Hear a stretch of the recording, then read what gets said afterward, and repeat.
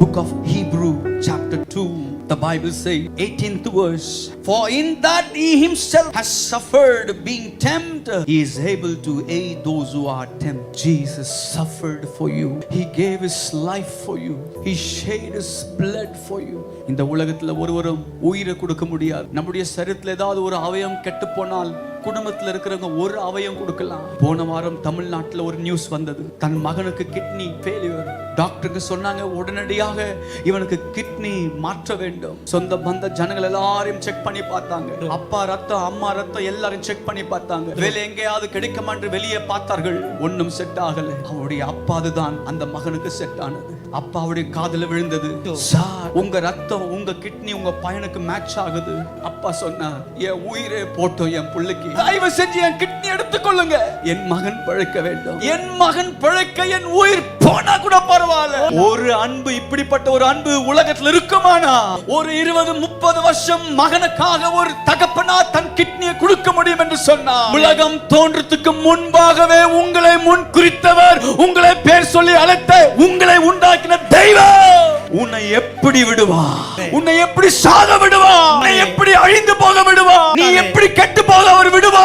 இந்த காலவெளியில இயேசு உனக்கு முன்பாக இருக்கிறார் சகோதரனே, சகோதரியே, உனக்கு முன்பாக இயேசு இருக்கிறார். இந்த காலவெளியில யாரையும் பார்க்க வேண்டாம். உன் சூழ்நிலையை பார்க்க வேண்டாம். யார் என்ன சொல்லுவாங்க பார்க்க வேண்டாம். பக்கத்துல இருக்கிறவங்க என்ன நினைப்பாங்க பார்க்க வேண்டாம். எனக்கு ஒரு அற்புதம் வேண்டும் ஆண்டவரே. இந்த காலவெளியில என்ன தொடும் ஆண்டவரே. I am waiting for you, Lord. You say, Lord, I fear you. I want you. Jesus said, I am there for you. ஒரு உலகத்தின் தகப்பனா தன் மகனுக்கு கிட்னியை கொடுத்து அதுக்கு மேலாக உயிரம் கொடுக்க முடியும் என்று சொன்னார். இன்னும் எவ்வளவு இயேசு உனக்காய் செய்வார். அவர் ஏற்கனவே உனக்காக மரித்துட்டார். அவருடைய ரத்தம் உனக்காய் சிந்தப்பட்டிருக்கிறது.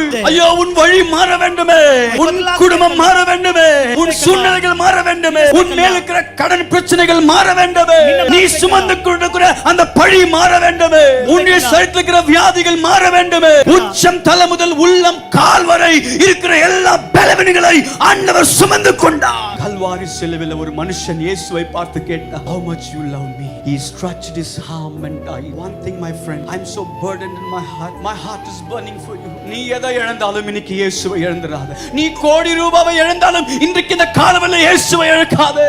Don't leave Jesus. உன் குடும்பத்துக்கு உன் பிள்ளைகளுக்கு இயேசுவை சேர்த்துவே. Don't leave Jesus. இயேசு அந்த குருடனை குணமாக்க அவன் பிச்சை எடுக்க தெருவுக்கு போனான். People were following Jesus. A big crowd. He asked one person, who's going? Why so much of crowd? One people say, Jesus of Nazareth. As soon as he heard Jesus of Nazareth, then he cried loudly, Jesus, Son of David, have mercy upon me. Do not pass me by, Lord. அவன் மேல இருக்கிற வஸ்திரத்தை தூக்கி போட்டான். பிச்சை எடுக்கிற பாத்திரத்தை தூக்கி போட்டான். அவன் தடுமாறி சொன்னான், தாவீதின் குமாரனே, இறங்கு, have mercy upon me. Some people stopped them. Some people said, be quiet. Some people said, he will never hear your cry. But he cried the more. This morning, you have to come from your comfort level. You must come out of that fearful situation. If you call this morning, Jesus will stand.